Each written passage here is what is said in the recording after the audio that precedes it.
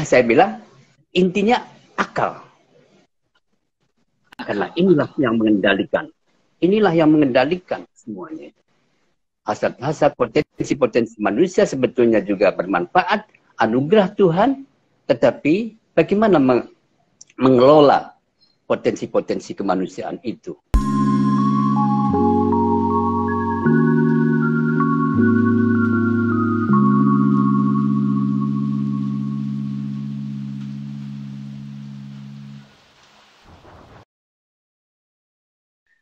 Bismillahirrahmanirrahim. Assalamualaikum warahmatullahi wabarakatuh. Waalaikumsalam. Salam sejahtera untuk kita semua. Selamat sore teman-teman sekalian. Alhamdulillah rabbil alamin wa bihi nasta'in wa ala umuri dunya waddin. Assalatu wassalamu ala asyrafil anbiya'i wal mursalin wa ala alihi wa sahbihi ajmain amma ba'du. Yang terhormat Bapak Kiai Haji Husein Muhammad, salah seorang alim dan pengasuh Pondok Pesantren Darut Tauhid Arjawinangun Cirebon. Teman-teman sekalian, terima kasih banyak sudah hadir kembali pada sore hari ini untuk mendengarkan satu percakapan yang sangat positif tentu saja nanti mengenai sore ini mengenai puasa dan sikap menghargai yang lain. Teman-teman sekalian, kita tahu bahwa salah satu poin, saya kira poin penting di dalam kita berpuasa pada bulan Ramadan adalah bagaimana puasa itu mengajarkan sikap menghargai. Nah, itu yang paling penting karena puasa pada dasarnya adalah membentuk karakter atau membentuk satu pribadi yang lebih baik dari sebelumnya. Ya, salah satunya adalah bagaimana menghargai karena ini sesuatu yang saya kira tidak mudah. Menghargai orang lain itu tidak mudah karena kebanyakan orang tuh ingin dimengerti, ingin didengarkan, tetapi sulit untuk mendengarkan orang lain. Nah, kita akan mendengarkan ulasan mengenai topik ini bersama Pak Kiai Husein Muhammad. Saya akan berikan waktu sekitar 20 menit pertama Pak Kiai untuk memberikan topik ini, lalu kemudian kita akan undang teman-teman untuk memberikan komentar dan tanggapannya. Silakan Pak Kiai, waktunya saya berikan. Terima kasih. Assalamualaikum warahmatullahi wabarakatuh. Terima kasih Mas Rozi. Teman-teman sekalian, senang sekali bisa bertemu dan silaturahim bersama-sama. Waktunya sedikit, jadi saya langsung saja ya. Saya ingin mengawali satu quotes. Agama itu hadir untuk manusia dalam rangka kemanusiaan. Kalau lebih diprovokasi lagi adalah agama hadir untuk manusia, bukan untuk Tuhan dalam kerangka kemanusiaan. Itu ya, jadi karena Tuhan tidak memerlukan apapun dari kita semuanya. Apa yang kita lakukan adalah untuk kita. Dan yang menarik adalah bahwa manusia itu ya makhluk Tuhan. Karena itu semua maksudnya adalah agama hadir untuk semua manusia dalam kerangka kemanusiaan. Bukan untuk satu kelompok, satu atas yang lain. Yang kedua, ya, saya membaca sebuah pernyataan orang menyebutkan hadis. Saya ingin mengatakan esensi dari sebuah hadis. Apakah itu nilainya, dinilai dari sisi sanad itu sahih atau tidak sahih, tapi saya hanya akan bicara tentang esensi dari sebuah teks. Saya bilang apapun teksnya, kita tidak akan melihat siapa yang mengatakannya, tetapi apakah esensinya sesuai dengan kemanusiaan atau tidak. Oke? Karena itu adalah tujuan dari semua agama. Kita seringkali disibukkan oleh siapa yang mengatakan, bukan apa yang kita. Oke? Jadi begini, kata saya membaca itu ada 4 nabi yang diberi kitab suci. Sejak Nabi Daud, Nabi Musa, Nabi Isa, dan Nabi Muhammad. Itu sama-sama bertanya kepada Tuhan, Ya Rabb, aina ajiduka? Ya Tuhan, di mana aku menjumpaimu? Begitu. Lalu Tuhan menjawab dalam teks itu, Utlubni atau abghini indal munkasirati qulubuhum. Carilah aku di tengah-tengah mereka yang hatinya luka. Begitu. Iya. Abghini 'indal munkasirati qulubuhum. Bahasanya, redaksinya saya berbeda, tetapi esensinya, isinya sama. Iya. Lalu saya mencari-cari siapakah yang hatinya luka itu. Saya mendapatkan hadis qudsi. Di situ disebutkan beberapa contoh saja. Ya ibadi, wahai hambaku, aku sakit. Kenapa kamu tidak menjenguk aku? Terus hamba berkata lagi, ya Rabb, bagaimana engkau sakit? Engkau Rabbul Alamin. Ya betul, tetapi itulah hambaku sakit. Kamu tidak menjumpa, tidak menengok dia. Andai kata kamu menengok dia, kau akan menemukan aku di sana. Begitu. Begitu juga yang kedua, tuka. Aku minta makan kepadamu. Falam tut'amni, kamu tidak memberi aku makan. Hamba juga berkata, engkau Rabbul Alamin, Tuhan semesta. Bagaimana mungkin engkau lapar? Itu. Iya, betul, kata Tuhan. Tetapi lihatlah hambaku itu lapar. Kamu tidak memberinya makan. Jika kamu memberinya makan, kau akan menemukan aku di sana. Minum juga begitu. Dan saya kira bukan hanya terbatas, itu adalah contoh dari al-munkasirati qulubuhum. Tetapi termasuk di dalamnya adalah mereka yang tersisihkan dari komunitas bersama kita. Yaitu mereka yang minoritas bahasa orang lain. Gitu? Ya,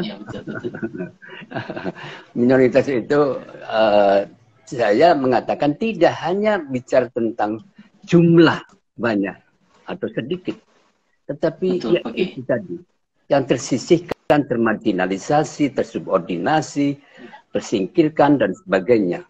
Oke, itu prinsip-prinsip utamanya lah. Ya, karena itu intinya adalah agama hadir untuk membela yang tertindas. Jadi kan menemani mereka yang tertindas. Oke, yang tersisihkan. Jadi nanti kalau saya kan dikenal ahli gender ya, perempuan juga yang termarginalisasi itu juga al-munkasirati qulubuhum yang diciptakan secara struktural, yang diciptakan oleh sebuah sistem peradaban. Jadi, saya akan masuk kalau begitu. Puasa. Saya menganggap puasa itu sama dengan puasa itu dilakukan oleh semua agama-agama. Al-Quran sudah menginformasikan ini. Kutiba alaikumussyam kama kutiba alal ladzina min qablikum la'allakum tattaqun. Ini menurut saya ayat sangat indah sekali. Redaksinya itu kutiba ditetapkan. Kita memaafkan, diwajibkan. Asyam itu bahasa Arab. Tetapi al-imsak, bahasa terjemahannya. Imsak adalah sama dengan meditasi. Nah, meditasi itu kan. Jadi saya bilang, ini adalah inti dari ajaran agama ada di dalam hati. Oh, gitu. Intinya di situ. Dan untuk apa? Jadi saya bilang kalau Anda ingin mendapatkan pencerahan seperti nabi-nabi, maka Anda harus melakukan proses puasa, puasa meditasi. Dan semua nabi-nabi itu melakukan meditasi 40 hari lamanya. Mulai Musa, semua, Buddha, gitu, Buddha Gautama, dan semuanya begitu. Oke, jadi ini inti. Karena itu saya kira menarik sekali kata-kata hadis qudsi lagi tentang puasa itu. Kullu amal ibni Adam lahu illa shaum.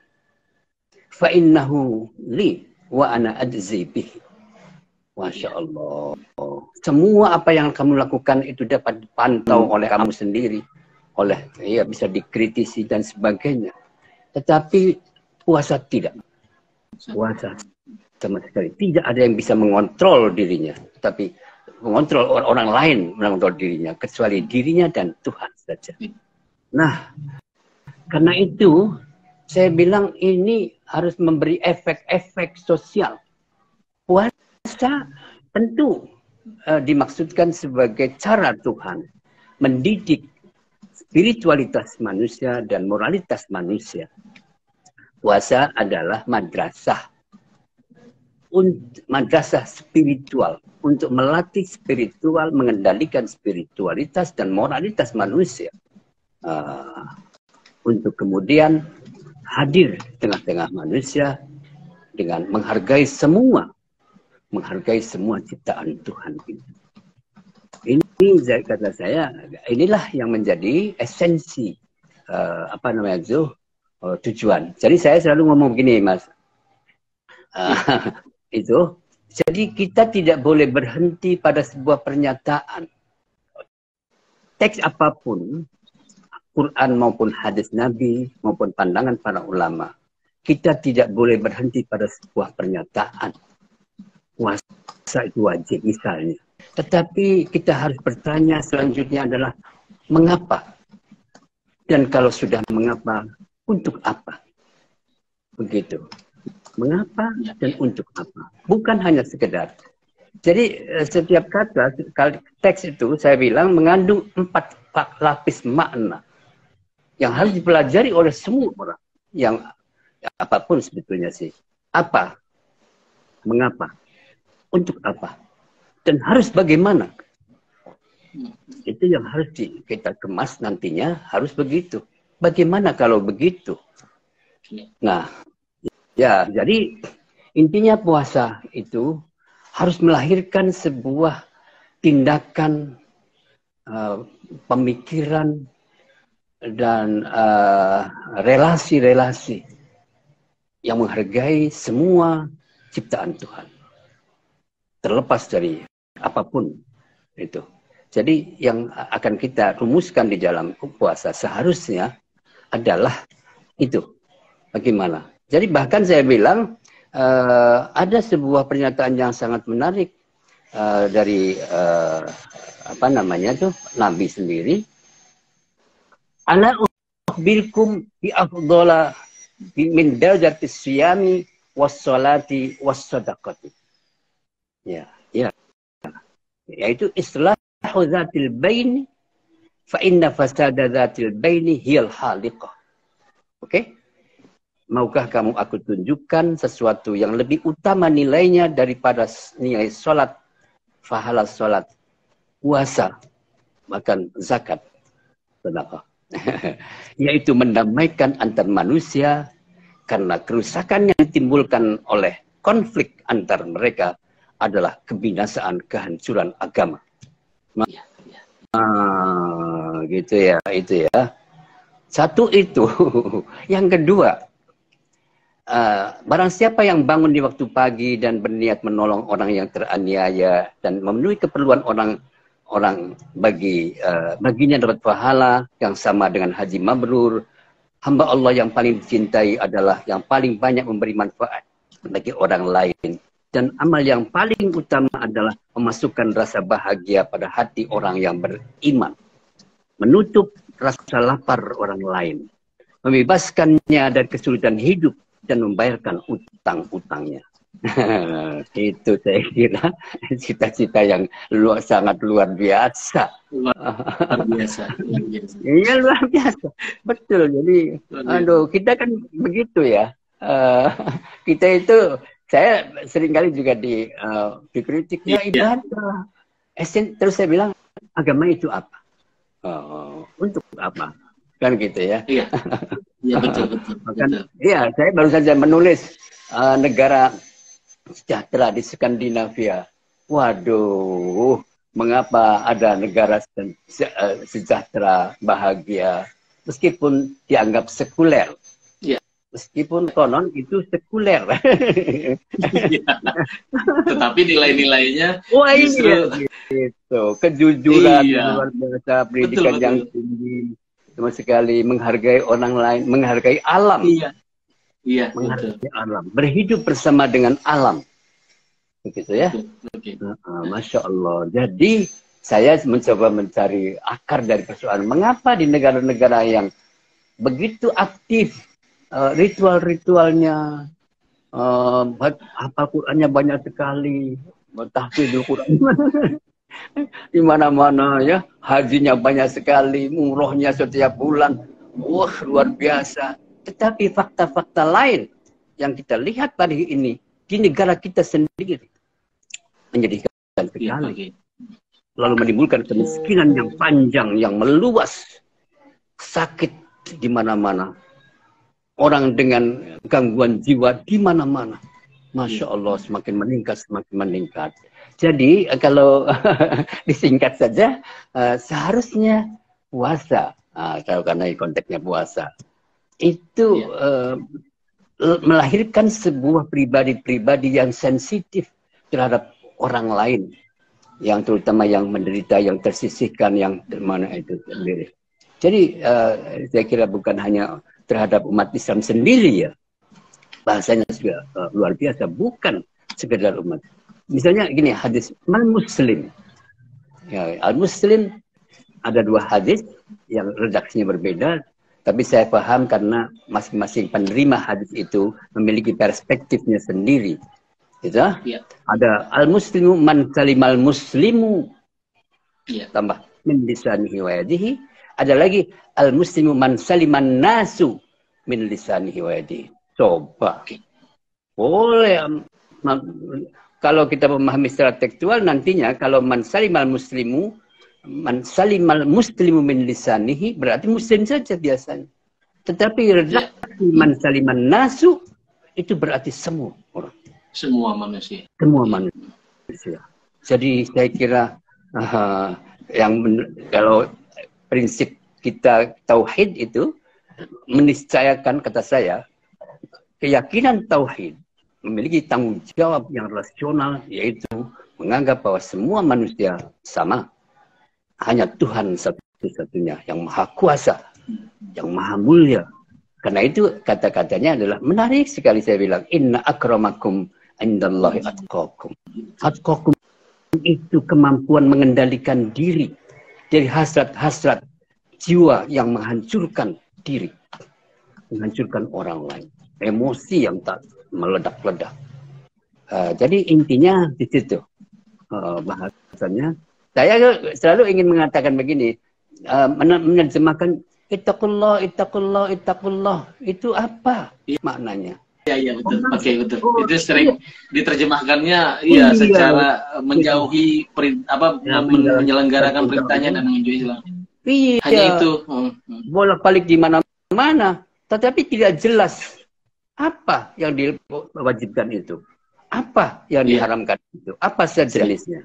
Nah, tetapi saya selalu pengendalian diri itu. Yang paling esensi dari sebuah tindakan kita adalah pengendalian diri atas potensi-potensi kemanusiaan yang merusak diri dan merusak orang lain. Karena, tapi saya bilang intinya akal. Karena inilah yang mengendalikan. Inilah yang mengendalikan semuanya. Hasad-hasad, potensi-potensi manusia sebetulnya juga bermanfaat, anugerah Tuhan, tetapi bagaimana mengelola potensi-potensi kemanusiaan itu. Hasrat seksual itu. Hasrat tubuh itu. Untuk makan. Hasrat untuk emosi. Itu anugerah juga. Anugerah. Tetapi ini harus dikelola dengan sebaik-baiknya. Pengaturannya adalah akal. Karena itu saya bilang, ketika kita bicara tentang khalifatullah fil ardh, adalah manusia. Bukan satu jabatan tertentu. Tetapi dia adalah manusia. Ini ja'ilun fil ardi khalifah, aku jadikan kamu yaitu manusia yang akan mengendalikan kehidupan di muka bumi ini, dan itu adalah akal. Sayang sekali kita ini tidak berkembang, akalnya tidak bahkan dituduh sebagai sesuatu yang menyimpang. Betul. Oke, jadi saya bilang, kalau kita melihat keadaan negeri kita seperti ini, maka sesungguhnya adalah karena akal kita tidak berjalan. Karena akal kita berhenti. Karena kita tidak kreatif. Bid'ah diharamkan. Inovasi diharamkan. Kreativitas diharamkan. Ini akan terpuruk sama sekali. Saya kira itu aja. Ya. Jadi jadi ada Abu Sa'id Abul Khair mengatakan, ada berapa jalan menuju surga, menuju Tuhan? Ada beribu jalan, bahkan sebanyak partikel-partikel yang ada di muka bumi ini. Tetapi yang paling cepat, paling utama, paling mudah adalah memberikan rasa nyaman kepada orang lain. Yes. Itu ya. Oke. Baik. Saya kira begitu aja dulu ya. Baik. Ya. Iya. Baik. Nanti kita sambung dengan ada pertanyaan dari teman-teman. Tapi saya kira begini, yang disampaikan Pak Kiai Hussein Muhammad, saya kira ini sebuah elaborasi yang sangat kaya sekali karena mendasarkan itu pada pengalaman Nabi Muhammad, kemudian pengalaman kita bersama-sama sebagai satu bangsa. Tadi dikatakan bahwa kita banyak ibadah ritualnya bagus sekali, hajinya banyak sekali, umrohnya setiap bulan, tetapi ini ada yang salah. Oke, bilang ini otak kita nggak berjalan, nggak berjalan ini. Ada masalah ini saya kira. Dan itu saya kira otokritik penting sekali buat masyarakat Muslim. Oke, silakan kalau ada keberatan ya Bapak. Tadi disampaikan yang menarik juga saya kira, Pak Kiai, yang paling menarik juga saya kira tuh frasa ad-kokum. Itu frasa yang selama ini kita disuguhkan dengan satu narasi-narasi mengatakan bahwa takwa itu adalah menjalankan perintahnya dan menjauhi segala larangannya. Hanya itu, tetapi ini ada lebih menghujam lagi saya kira, itu kemampuan untuk mengendalikan diri. Jadi kita punya kemampuan untuk makan, potensi untuk berbuat baik, berbuat buruk. Nah, kita mengendalikan itu semua untuk seluruhnya terarah kepada Allah Subhanahu wa taala. Jadi saya kira itu penting sekali pengertian ini dan menarik sekali. Nah, teman-teman, saya undang untuk mulai bertanya. Di sini sudah ada yang masuk, Pak Kiai, ada dari Muhammad Sulhan Askandar. Bagaimana mengubah kebiasaan masyarakat yang mengutamakan ibadah ritual yang kadang-kadang tidak berdampak sosial, Pak Kiai? Apa karena ibadah ritual yang orientasinya pada transaksional, pahala dan dosa tadi, atau surga dan neraka tadi? Jadi orang tidak ada implikasi sosialnya. Iya. Baik, jadi begini, saya sudah mengamati panjang sekali mengapa terjadi kecenderungan baru, viral, kecenderungan pada relasi kepada Tuhan, bukan kepada manusia, vertikal, tidak pada jadi apa yang kita sebut sebagai teosentris, tidak pada antroposentris itu. Jadi ini ada gejala psikologi, psikologi yang saya sebut sebagai psikologi yang rapuh, yang susah, yang gelisah, yang menderita, yang mensakit. Al-Quran sudah menyebutkan begitu. Wa idza massal insanu dzurru da'ana rabbahu munibina ilaihi. Apabila orang ditimpa oleh sebuah penderitaan, maka dia baru meminta kepada Tuhan. Wa idza massal insanu dzurru da'a rabbahu munibina ilaihi. Yang saya sih tidak apa-apa, tergantung bagaimana mendekati Tuhan itu dalam rangka apa. Memahami Tuhan atau tidak. Atau ikut-ikutan saja. Jadi ini, kalau ini menjadi mainstream, di mana masyarakat begitu, bukan pada tingkat waliullah, bukan pada tingkat nabi ya. Karena itu, maka sesungguhnya adalah persoalan di dalam diri manusia itu. Tetapi apa yang ada di dalam diri masyarakat manusia itu sesungguhnya dikonstruksikan oleh sebuah sistem. Nah, jawabannya tadi tidak mudah. Saya tidak ingin menjawab bersatu masalah orang ya. Tetapi karena ini semua begitu merasakan semakin sekarang semakin penderitaan di mana-mana. Jadi sehingga ya saya sebenarnya ngeritik tapi ya kadang-kadang ya nggak enak juga ya.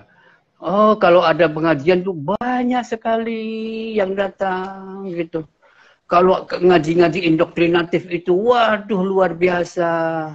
Iya. Didatangi oleh banyak sekali istighosa, segala macam.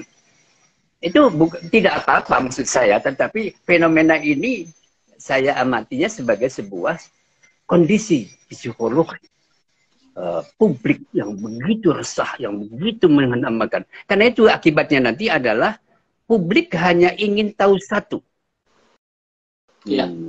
Begitu berat sekali ini. Jadi jangan dipikir-pikirkan yang macam-macam deh. Pendapatnya ada ini, ada ini, ada ini. Itu menyusahkan, semakin menyusahkan. Jadi yang diperlukan oleh publik adalah kamu harus begini pasti masuk surga. Kalau kamu melakukan ini maka kamu masuk neraka. Jadi kalau boleh saya simpulkan saja, jadi prosesnya harus merubah sebuah sistem. Dan saya meneliti, paling tidak memahami mengapa ada negara sejahtera, damai, perempuan kapan saja keluar damai, yang mencuri walaupun kita laptop atau HP tertinggal juga tidak akan hilang, ya, penjara-penjara kosong, semua sejahtera. Itu basisnya cuma dua yang saya tahu ya. Satu adalah pendidikan yang dilakukan secara dialektika Sokratik, bukan indoktrinatif. Oke? Jadi masing-masing tidak ada guru dan murid, tetapi yang ada teman belajar, saling belajar. Itu. Tidak ada otoritas kebenaran tunggal, tetapi semua orang bisa bicara menurut apa yang dia tahu.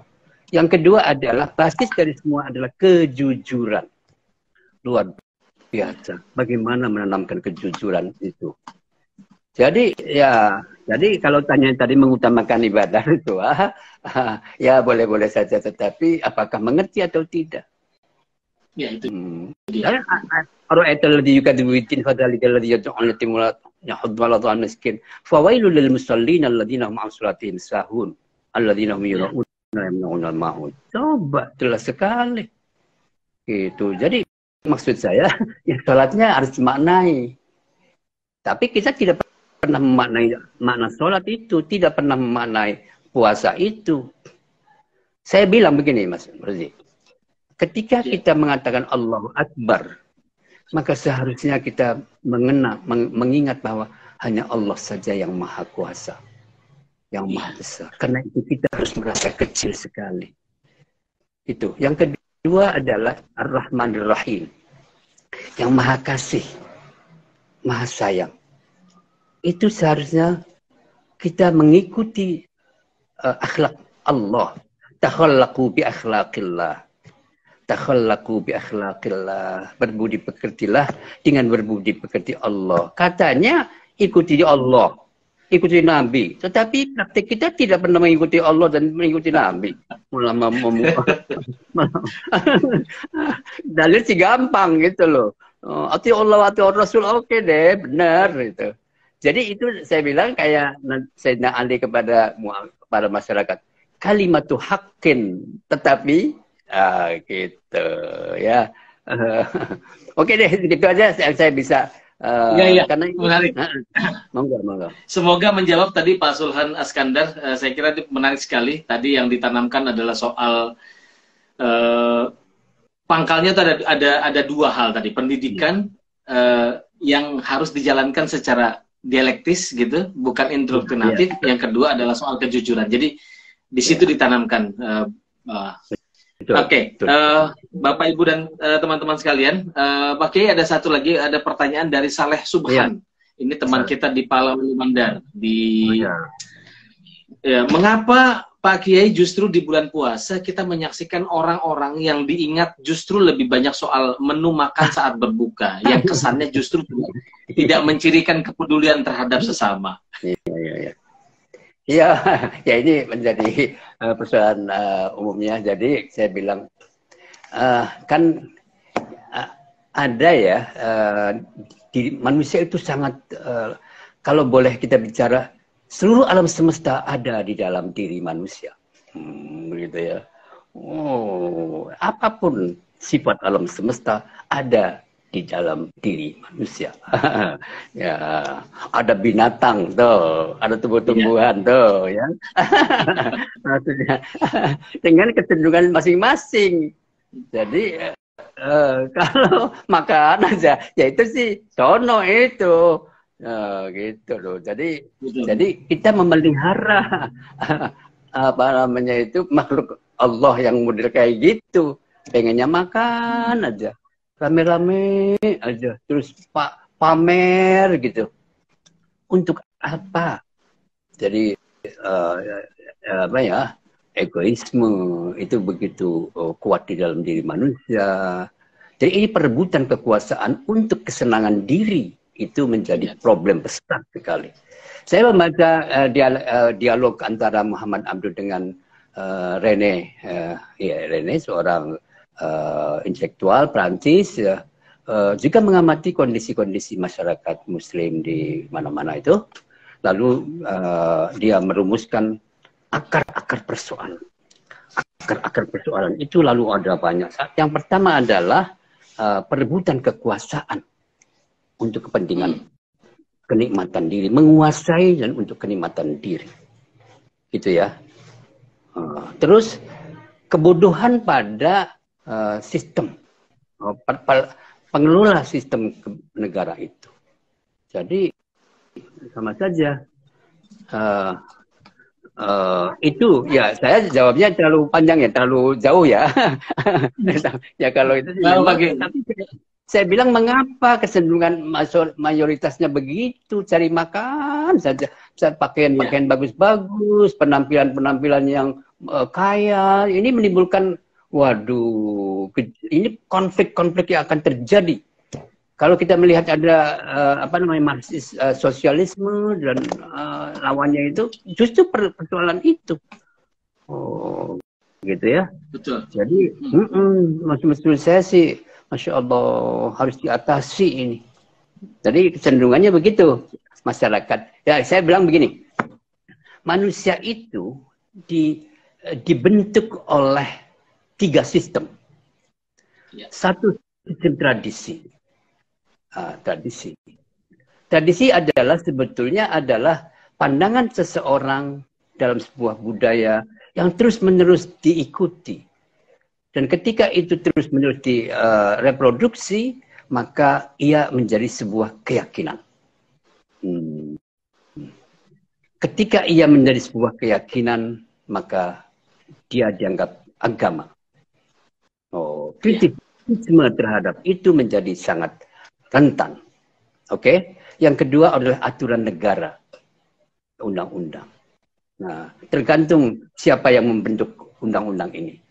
Kalau yang membentuk adalah orang-orang yang hanya formalitasnya doktor, hanya formalitasnya punya ijazah, tetapi kapasitas intelektualnya nol, itu maka dia akan memutuskan hukum-hukum undang-undang yang dianggap benar tetapi salah. Baik tetapi buruk. Oke? Yang ketiga adalah cara pandang keagamaan. Saya ingin membedakan antara produk pemikiran dan nilai-nilai universal. Yang nilai universal itulah agama. Nilai-nilai universal itu adalah ad-din atau agama itu. Kalau selain itu, syariah itu adalah produk kebudayaan. Produk kebudayaan. Karena itu beda-beda. Apalagi fikihnya nanti. Rumusan-rumusan baca bismillah dalam sholat itu wajib apa tidak? Baca Fatihah wajib tidak? Kok bisa beda-beda? Bagaimana? Menyentuh laki-laki perempuan itu batal atau tidak? Kok beda-beda? Apakah agama? Saya kira adalah produk pemikiran. Yang saya lihat adalah produk pemikiran dianggap sebagai agama. Oke, iya, iya. Oke. Jadi inilah yang menjadi masalah besar sekali di antara kita. Masya Allah. Tapi artinya lagi-lagi kembalinya ketidakmengertianlah yang menjadi basis akar dari konflik kita, permusuhan kita. Oke. Oke, kalau bicara soal prinsip agama kan tadi ya pakai kejujuran, integritas, penghargaan pada yang lain, gitu kan, menolong orang lain. Jadi prinsip-prinsip universal sebetulnya di dalam agama. Jadi kalau soal tadi yang furu'iyah yang perbedaan mazhab apa, ya itu produk pemikiran. Jadi karena kelihatan sekali yang A bisa berbeda dengan B gitu. Jadi memang itu betul-betul istihad para ulama dan itu bebas saja kita mau gunakan yang mana. Yang penting sesuai dengan ini kita. Baik Pak Kiai, semakin berjalan ini saya ada pertanyaan dari Sri Imawati. Ini dosen di UMJ Jakarta. Bagaimana agama hadir dalam mengatasi kasus korupsi yang hingga kini tak kunjung usai Pak Kiai? Padahal koruptor adalah orang yang beragama. Aduh, ini ya sebetulnya sudah lama sekali ya persoalan ini itu. Jadi saya sebetulnya ingin mengatakan, tetapi apakah ini benar atau tidak? Korupsi telah menjadi budaya bangsa ini. Iya. Masya Allah. Jadi bagaimana membantas menghilangkan budaya ini? Jadi keterlibatannya bukan saya identitasnya sudah tidak jelas lagi. Yang di identitas sakral, identitas mulia, identitas apa jabatan yang tertinggi, yang terhormat, itu sudah tidak bisa lagi dijadikan sebuah apa namanya ukuran. Jadikan ukuran. Jaminannya. Jaminan itu tidak bisa lagi. Karena ternyata apa yang kita lihat sebagai orang terhormat, jabatan tertinggi dalam sebuah lembaga keagamaan maupun orang-orang terpilih dalam sebuah lembaga legislatif, yudikatif, semua terlibat. Hanya ya ketahuan atau tidak ketahuan. Kita sendiri juga di masyarakat itu apa namanya itu seakan-akan nggak masalah. Kalau ada sumbangan terus kita kasih dari negara. Kalau nggak dikasih nggak enak. Bikin KTP harus kasih. Kalau enggak masalah nggak enak. Jadi terlalu banyak masalah yang telah menjadi. Jadi maksud saya tentu saja tidak bisa mengatasinya sebagai secara praktis ya, karena lagi-lagi ini ada sebuah sistem yang lama sekali telah mengakar seakan-akan. Jadi harus bagaimana nih? Revolusi ya Pak? Ya. Aduh. Iya, ya, memperkuat betul. Itu ya, memperkuat lembaga-lembaga yang iya. Jadi saya kira itu yang harus dilakukan oleh kita. Jadi kalau saya diminta saran-saran ya untuk pemilihan para pengambil kebijakan publik ya, baik tingkat bawah maupun tingkat atas itu, sebetulnya kalau idealitasnya bisa, tetapi faktanya sangat susah sekali. Saya bisa sampai begini, yang salah siapa ini? Mereka yang akan menjadi mengusulkan menjadi pejabat atau kitanya sendiri, rakyatnya sendiri? Karena sama-sama, betul-betul. Jadi yang penting berapa, gitu kan susah. Wani piro, nah kan gitu kan susah. Jadi nggak tahu harus bagaimana keadaan ini harus diatasi secara ya tuntas ya. Jadi pilihannya adalah ya pilihan terhadap orang-orang yang sehari-hari sudah tidak berharap apa-apa. Ada nggak ya? Tetapi iya, kayak Umar bin Abdul Aziz itu anak seorang raja. Tetapi dia di jabatan begitu tidak mau. Karena tanggung jawab saya begitu besar. Ada banyak orang miskin. Iya, ada orang miskin, orang terlunta. Bagaimana saya di hadapan Allah, katanya begitu. Nantinya.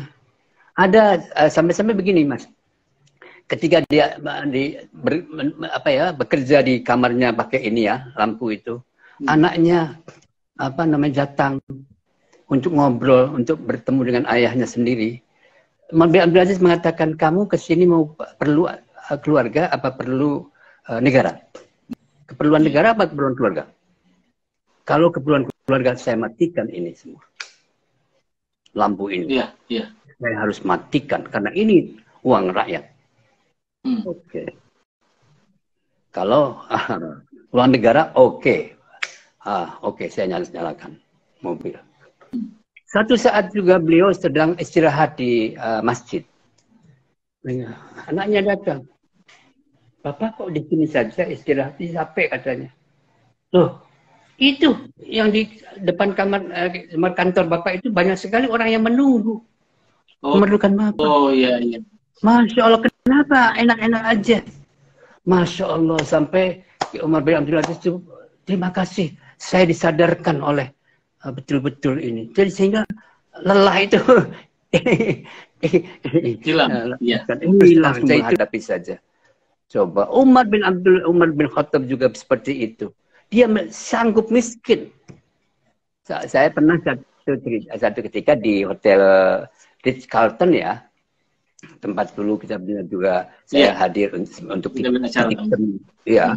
Di sana itu Gus Dur atau Cak Nur atau siapa yang ngomong, kita mencoba membela orang-orang miskin, tetapi kita bicara di hotel. Bagaimana mungkin kita membicarakan kemiskinan di hotel? Seperti ini kan makan enak. Kira-kira enak mau nggak begitu? Kita ini sendiri ya. Ya termasuk saya juga. Betul.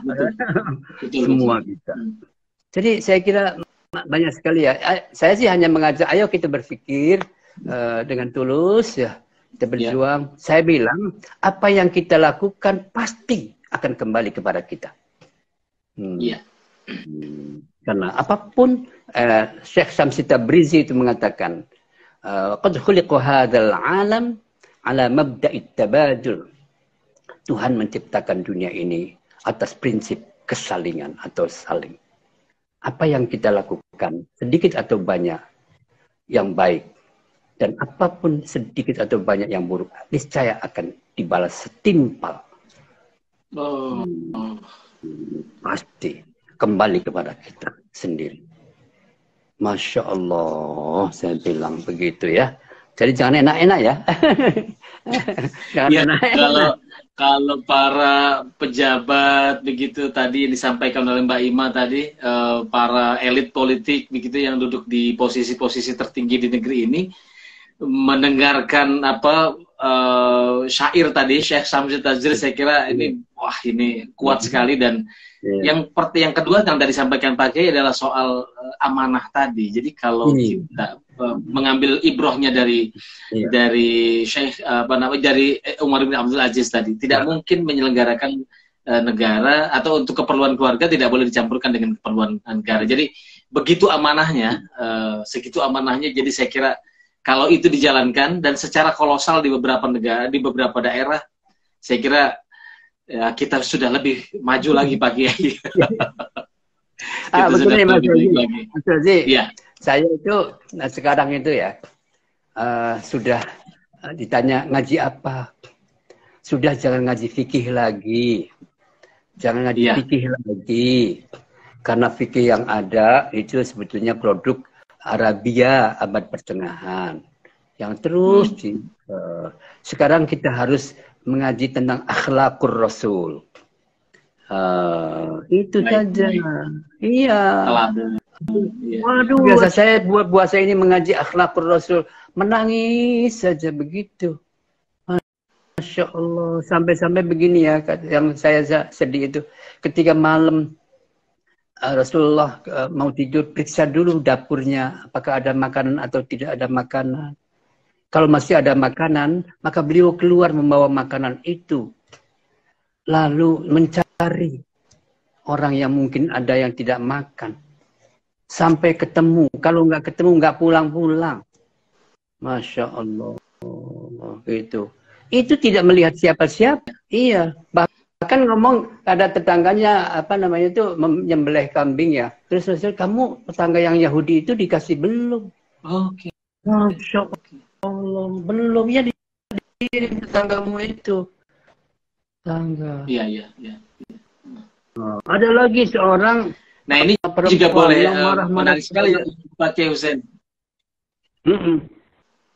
Iya, ada lagi gini. Betul. Saya sendiri menangis ya. Ada seorang perempuan sudah marah sekali. Nabi ini merusak tatanan sosial karena begini. Oke, diam saja Nabi itu.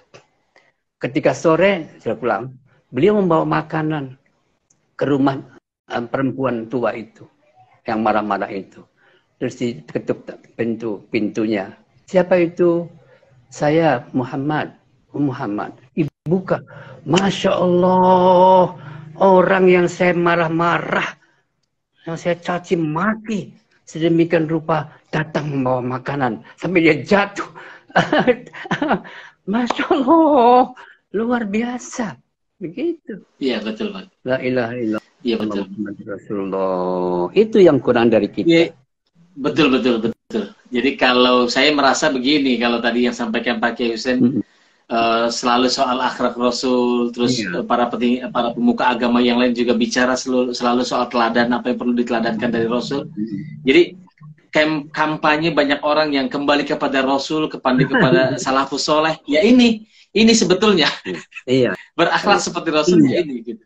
Jadi menarik sekali. Jadi gini, saya membuat sebuah kerangka berpikir piramida, begitu. Itu ya. Itu di bawah itu bagian paling bawah itu kan besar berarti. Itu bawah, tapi cara memahami agamanya memang harus satu, harus begini, harus fikih maksud saya. Fikih yang diperlukan adalah fikih. Pada tingkat kedua di tengah itu adalah intelektual.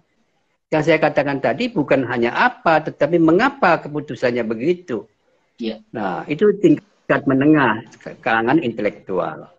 Jumlahnya jauh lebih sedikit daripada orang di bawah itu tadi, awam itu tadi. Dan pada puncaknya adalah di puncak piramida itu. Ini adalah para pendekatannya adalah rasa. Sufisme itu tadi. Dan karena itu lalu dia itu adalah nilai-nilai universal yang saya katakan tadi.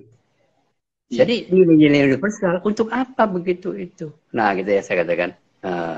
Jadi inilah puncak yang kemudian pada tingkat yang akhir sekali di atas yaitu ya sudah tadi puasa tadi kau adalah aku. Tuhan sendiri ya. Jadi yang menurut saya ini kita sebetulnya sudah punya nilai-nilai universal, kemanusiaan universal itu. Konstitusi itu sesungguhnya juga hak asasi manusia juga sudah ada. Tetapi lagi-lagi kita berhadapan dengan kepentingan diri, penafsiran, kebodohan penafsiran dan seterusnya. Maka itu menjadi sulit sekali diimplementasikan. Permusuhan masih terus saja atas nama. Yang paling berbahaya adalah atas nama agama. Karena di situ membawa Tuhan. Lalu kritisisme terhadap teks. Mana dalilnya? Menjadi permusuhan. Lagi-lagi mana dalilnya? Untuk apa? Mana dalilnya itu? Jadi masih banyak deh. Baik. Oke, ada satu lagi pertanyaan. Ada satu lagi pertanyaan nih dari kawan kita namanya Bahrul, Ayat Bahrul. Sejauh mana akidah dapat berpengaruh pada kesalehan sosial, Pak Kiai? Saya kira akidahnya atas dasar apa nih? Kita harus meyakini sesuatu itu berdasarkan apa? Apakah berdasarkan ikut-ikutan saja atau tidak? Kalau akidahnya ikut-ikutan saja, karena tadi pada level pertama tadi, bawah tadi. Kata Al-Qur'annya begini, kamu harus ada. Kata Al-Qur'annya begini, dalilnya begini. Berarti kalau dia berarti kamu tidak beriman kepada Allah dan Rasulnya. Nah itu ya bahaya juga.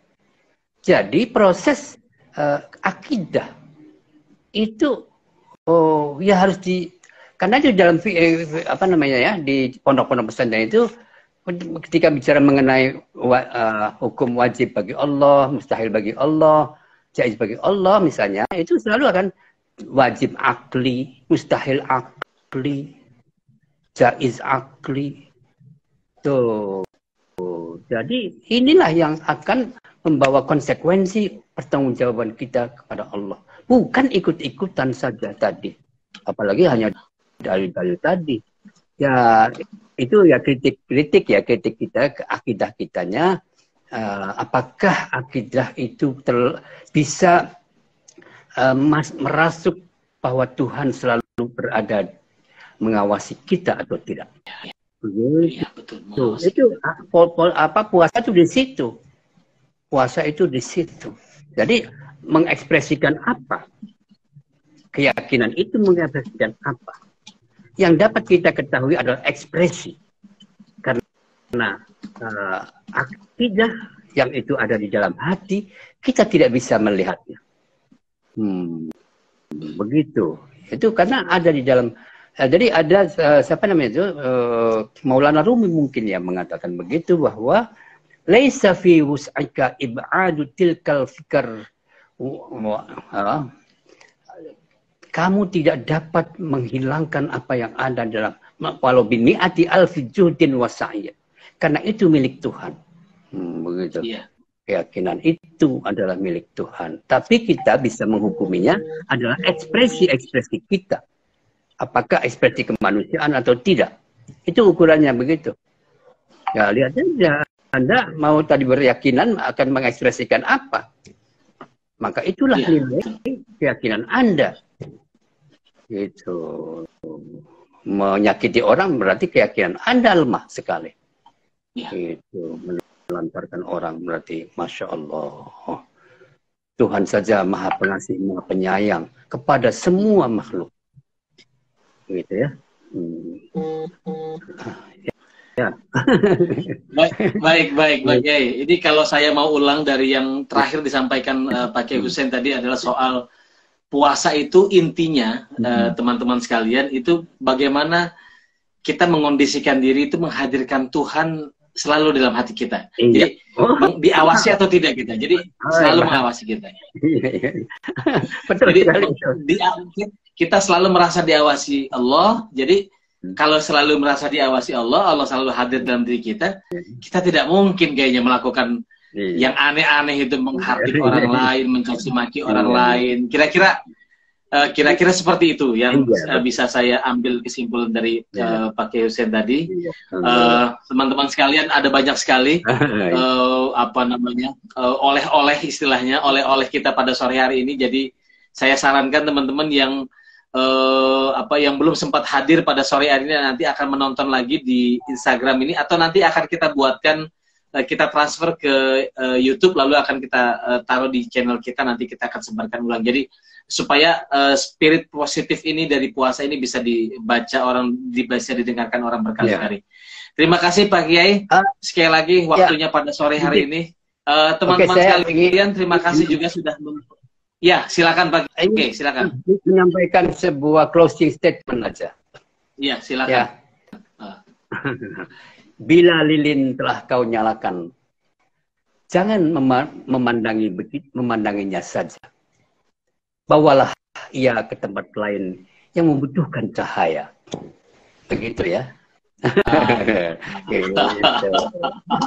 Terima kasih ya. Mohon maaf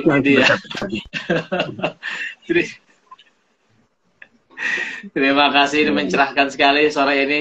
Saya senang sekali merasa banyak dapat ilmu dari Pak Kiai. Teman-teman semoga perasaan yang sama juga pada teman-teman. Jadi terima kasih sekali lagi atas pencerahan pada sore ini, dan teman-teman sudah memperkaya diskusi pada sore ini. Dan besok kita kembali lagi di jam yang sama. Besok bersama dengan Irham Yanmu, belajar kesederhanaan dari bulan Ramadan. Ini adalah mubalik di Nurholis Majlis Society dan sekarang mengajar di PAI Unisma Bekasi. Terima kasih banyak.